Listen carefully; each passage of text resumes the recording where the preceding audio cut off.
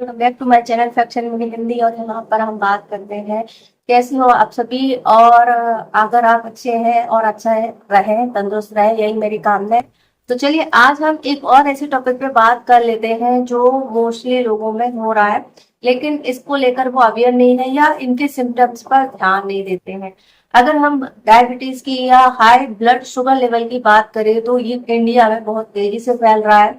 और ये इसका नंबर वन हब बन चुका है इंडिया जो है। यहाँ पर या तो लोगों को हाई ब्लड शुगर लेवल है या डायबिटीज हो गई है। तो अगर आपको ये सिम्टम आते हैं जो मैं बताने वाली हूँ तो इनको जरूर नोटिस करें। और अगर आपको ये सिमिलर सिम्टम मिल रहे हैं तो एक बार अपना ब्लड टेस्ट जरूर कराएं। तो आज की वीडियो में हम जानेंगे डायबिटीज क्या होती है, हाई ब्लड शुगर लेवल कैसे क्या होता है, क्या हम डायबिटीज को होने से रोक सकते हैं या इसे कैसे कंट्रोल किया जा सकता है। तो चलिए वीडियो शुरू करते हैं और जानते हैं कि हाई ब्लड शुगर लेवल क्या होता है और क्यों होता है। फ्रेंड्स, अगर हम बात करें एक नॉर्मल इंसान की तो हर किसी के बॉडी में एक ब्लड शुगर लेवल होता है और वो निश्चित होता है। लेकिन जब ये ब्लड शुगर लेवल की मात्रा जो सामान्य रेंज है उससे ज्यादा होती है तब हम इसे हाई ब्लड शुगर लेवल कहते हैं। तो हाई ब्लड शुगर लेवल को ही डायबिटीज कहा जाता है जब ये लगातार आपको रहता है। अब डायबिटीज में होता क्या है और क्यों होती है इस पर बात करते हैं। तो फ्रेंड्स, हमारी बॉडी में पैनक्रियाज में एक हार्मोन बनाता है इंसुलिन।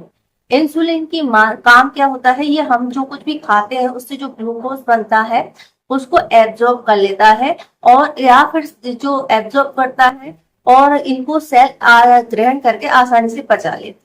तो जब इंसुलिन की मात्रा या तो कम बनने लगती है या जो है इंसुलिन सही से काम नहीं कर पाता, जितनी आपको जरूरत है उतनी नहीं मिल पाती, तो इससे क्या होता है कि ब्लड सेल जो है वो सही से काम नहीं करती, जिसके कारण से आपको थकान रहने लगती है, कमजोरी होने लगती है, घाव जल्दी नहीं बढ़ता है, आंखों में धुंधलापन छाने लगता है, आपका ब्लड शुगर लेवल हाई होता है।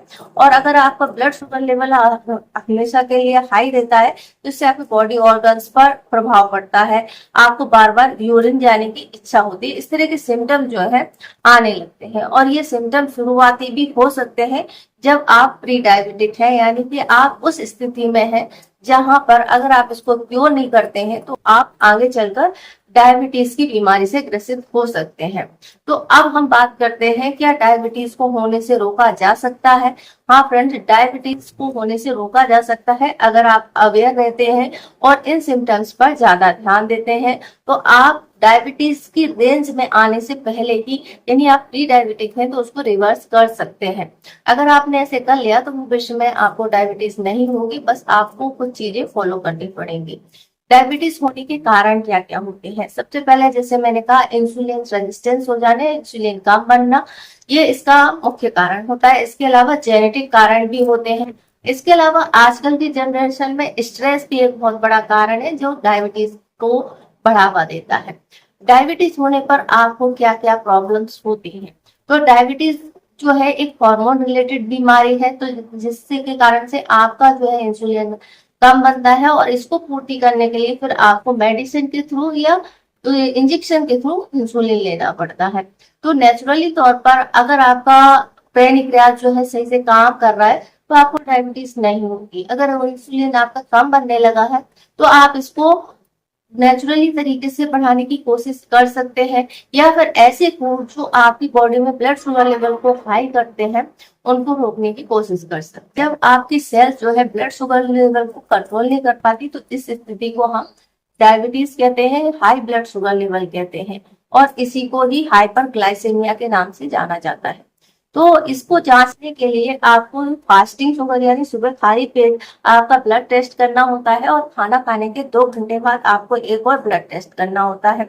अगर इन दोनों की ही रेंज बढ़कर आती है तो फिर आपको डायबिटीज होने के चांसेस रहते हैं और इसके लिए ब्लड टेस्ट के द्वारा ये पता लगाया जाता है। तो ये आपकी बॉडी को किस तरीके से नुकसान पहुंचाता है, तो ये धीरे धीरे करके आपकी जो सेल्स है उनको डैमेज करता है, जिससे नसें कमजोर होने लगती हैं, जिसके कारण से जो डायबिटिक पेशेंट है उनके पैरों में झुंझुनी, पैरों में कमजोरी लगना एक कॉमन समस्या है। इसके अलावा ये घाव भरने में देरी होना भी इसका एक सिम्टम होता है।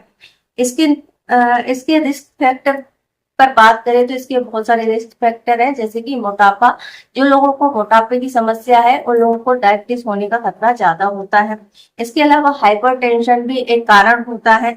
अगर आप एक्सरसाइज नहीं करते हैं तो भी आपका ब्लड शुगर लेवल जो है हाई रह सकता है। इसके अलावा अल्कोहल का सेवन करने वालों को भी डायबिटीज होने की संभावना रहती है। और जेनेटिक्स, यानी आपके परिवार में पहले से ही किसी को हाई ब्लड शुगर लेवल है या फिर डायबिटीज है तो आपको हो सकती है। इसको कैसे कंट्रोल किया जा सकता है? इसको कंट्रोल करने के लिए आपको अपनी डाइट में थोड़ा सा चेंज करना पड़ेगा। ऐसी चीजें जो डायरेक्ट शुगर से बनी हुई है उनको अवॉइड कीजिए। नेचुरली फ्रूट्स, तो हल्के मीठे फल आप ले सकते हैं।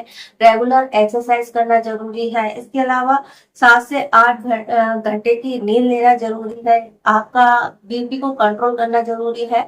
और इसके अलावा खाने के बाद जो है आप लेते हैं तो उसमें फाइबर की मात्रा बढ़ाइए, जो आपके डाइजेशन को भी अच्छा करती है और डायबिटीज को कंट्रोल करती है।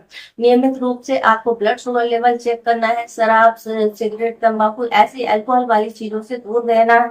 इसके अलावा आपको वजन मेंटेन करना है। तो ये अगर आप रेगुलर तौर पर करते हैं, अपनी डेली लाइफ में इन सबको ऐड करते हैं तो आपका ब्लड शुगर लेवल नॉर्मल रहेगा और आप प्री डायबिटिक है तो रिवर्स हो जाएगा। आपको आगे डायबिटीज नहीं होगी। तो अपनी डाइट में इन चीजों का जरूर ध्यान रखें, अपना ख्याल रखें।